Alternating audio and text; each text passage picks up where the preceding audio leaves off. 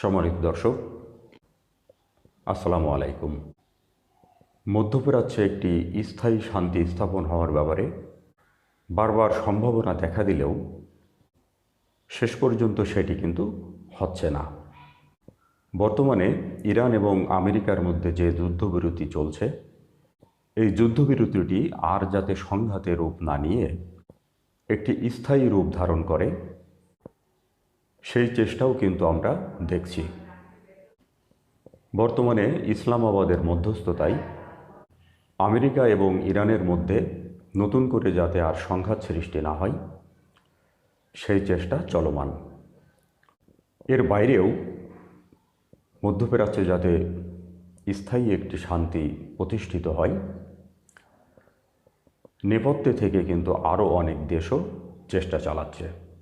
কিন্তু ঘটনা প্রবাহ যেভাবে এগুচ্ছে, তাতে কিন্তু সত্যি সত্যিই প্রশ্ন উঠছে যে আদৌ মধ্যপ্রাচ্যে স্থায়ী শান্তি প্রতিষ্ঠিত হবে কিনা। কারণ বিভিন্নভাবে আলোচনা এগুলেও গুরুত্বপূর্ণ দু একটি ইস্যুতে আমেরিকা এবং ইরান কোনোভাবেই একমত হতে পারছে না। আর সে কারণেই মধ্যপ্রাচ্যে আবারও যে যুদ্ধ বাঁধবে না, সেই নিশ্চয়তা কিন্তু দেয়া যাচ্ছে না। এতদিন ইরান কিছুটা নমনীয় আচরণ করে আসলেও বরং দিন কয়েক ধরে ইরান ভাষা প্রয়োগের ক্ষেত্রে অত্যন্ত কঠোরতা দেখিয়ে আসছে। ইরানি সংবাদ মাধ্যমগুলো বলছে, মার্কিন সংবাদ মাধ্যমগুলো, বিশেষ করে মার্কিন প্রেসিডেন্ট মিস্টার ডোনাল্ড ট্রাম্প বরাবর বলে আসছিলেন যে ইরানের সর্বোচ্চ ধর্মীয় নেতা মোস্তফা খামেনি সম্ভবত বেঁচে নেই। আবার তিনি যদি বেঁচে থাকেনও, তিনি হয় মারাত্মক আহত অথবা তিনি কোমায় চলে গিয়েছেন।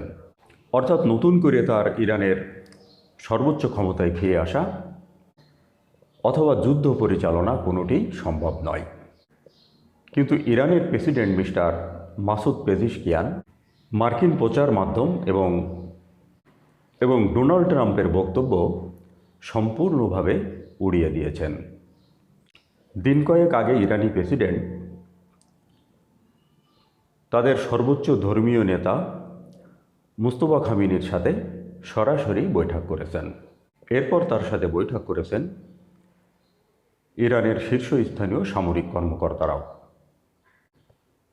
এই বৈঠকের পর ইরানের সামরিক বাহিনী এবং শীর্ষস্থানীয় নেতাদের কথাবার্তাতেও কিন্তু আমূল পরিবর্তন আসছে। যুদ্ধ চালিয়ে নেওয়ার ব্যাপারে ইরান আগে কিছুটা নমনীয় কথাবার্তা বললেও দিন কয়েক ধরে কিন্তু তারা অত্যন্ত কঠোর ভাষা প্রয়োগ করছেন। ইরানের শাসকরা বলছেন, মোস্তফা খামেনি স্পষ্টভাবে জানিয়ে দিয়েছেন ইরান কোনোভাবেই তাদের ইউরেনিয়াম কর্মসূচি থেকে সরে আসবে না। এছাড়া তাদের কাছে যে সমৃদ্ধ ইউরেনিয়াম রয়েছে, সেটিও তারা কখনোই মার্কিন যুক্তরাষ্ট্রের কাছে হস্তান্তর করবে না। শুধু তাই নয়, তিনি ইরানের প্রেসিডেন্ট মিস্টার মাসুদ পেজেশকিয়ান এবং সামরিক বাহিনীর যে সমস্ত পদস্থ কর্মকর্তারা তার সাথে সাক্ষাৎ করতে গিয়েছিলেন, তাদেরকে স্পষ্টভাবে বলে দিয়েছেন নতুন করে যুদ্ধের প্রস্তুতি নিতে এবং নতুন করে রণকৌশল সাজাতে। আর সে কারণেই বিশ্লেষকরা এমনও ধারণা পোষণ করছেন, তাহলে আবারও কি মধ্যপ্রাচ্য অশান্ত হয়ে উঠতে যাচ্ছে? বর্তমানে যে যুদ্ধবিরতি চলছে, সেই সময়ের মধ্যে সামরিক দিক দিয়ে ইরান কি আরও বেশি শক্তি সঞ্চার করতে সক্ষম হলো, নাকি আমেরিকা এবং ইসরায়েল এক মাস ধরে যেভাবে ইরানের ওপর হামলা চালিয়েছে, সত্যি সত্যি সেই হামলাতেও সামরিক দিক দিয়ে তাদের খুব বেশি ক্ষতি করতে পারেনি? ইরান যেভাবে কঠোর ভাষায় কথা বলছে, তাতে কিন্তু মনেই হচ্ছে এক মাস আগে যে ইরান ছিল, সম্ভবত তারা এখন তার চেয়ে আরও বেশি শক্তিশালী। এবং এই ইরান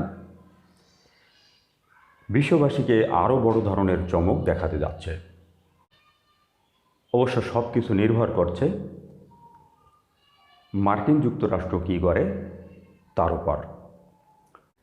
মার্কিন যুক্তরাষ্ট্র যদি নতুন করে ইরানের ওপর আর হামলা না চালায়, যেভাবেই হোক তারা ইরানের সাথে একটি শান্তি চুক্তিতে আসতে সক্ষম হয়, তাহলে হয়তো মধ্যপ্রাচ্য আরেকটি যুদ্ধ থেকে রক্ষা পাবে। এখন দেখা যাক শেষ পর্যন্ত কী ঘটে। সম্মানিত দর্শক, ভালো থাকবেন, সুন্দর থাকবেন, সবার জন্য শুভকামনা।